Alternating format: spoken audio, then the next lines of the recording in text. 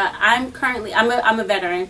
I joined in September 2011 and I got out in September 2005.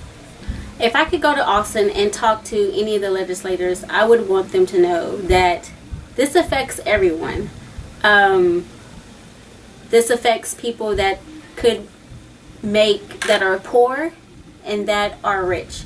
Healthcare is something that everybody should have access to. I shouldn't make a grand amount of money just to have the same type of healthcare that somebody else's have.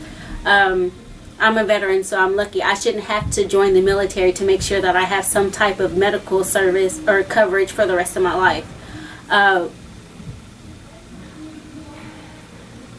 It saddens me that legislators don't believe that this doesn't affect their congregant or their constituents. And living in Houston, living on different sides of Houston, there are some things that affects everyone, no matter what your status, your social economic status is. That's crime, drugs and alcohol abuse, mental health, and I just said it, health in general affects everyone the same. It doesn't look at your skin color, it doesn't look at your gender, it doesn't look at the ethnicity, and this should be something that you are taking to heart. If something happened to your child, if something happened to your parent, or any of your family members, you would want to make sure that you could get them the best care possible, and everybody deserves that, not just someone that makes a whole lot of money. That's not fair, and believe me, I'm poor right now, and when I was in the military I was poor, but I work really hard. I don't slack off, I don't abuse the system, and there's some attitudes that definitely must change about when it comes to healthcare. If women succeed, America succeeds. That I went to that conference, it was amazing, it was great, and it is true. If I know that I'm well taken care of, I'm not sick, I'm going to the doctor, I have all the medication I may need, the same goes for my son, I can go to work, I can focus on work, I can make sure that everything needs to be done at job. I'm more productive at work.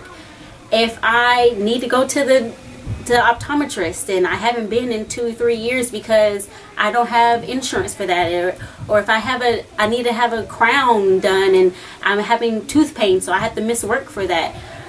These are things that definitely correlate with the job that I'm doing. If I'm going to continue to be employed, if I'm going to be able to get employed at a higher level so I can get benefits, these things directly affect the economy, and that needs to be recognized, and that needs to be thought about when you're making these decisions about affecting somebody's health. At the end of the day, the taxpayers are paying for people that can't go anyway, so why not be able to give them the right to take on their own health care and take the money that is being provided by the federal government. Currently, right now, I'm a AmeriCorps Vista for Texas Impact, and they have a ticker, and I encourage all legislators to go onto their website and see how much money the Texas has left out by not expanding Medicaid. We were in quarterly training at the end of July, and at that point in time we were over $2 billion. Like, this is crazy to me that we could have had this money coming into the system, and that at any time later on, if the money wasn't being covered from the federal government to expand Medicaid, that Texas can opt out. Like, all the facts are there. There are so many different nuances that are happening, or we can't do it this, or we can't do it that, and all of that is not true. So I would really, really urge the legislators to get out into their community and find out who's sick, find out who actually lives in their community, and see if they support making sure that everybody can go see the doctor.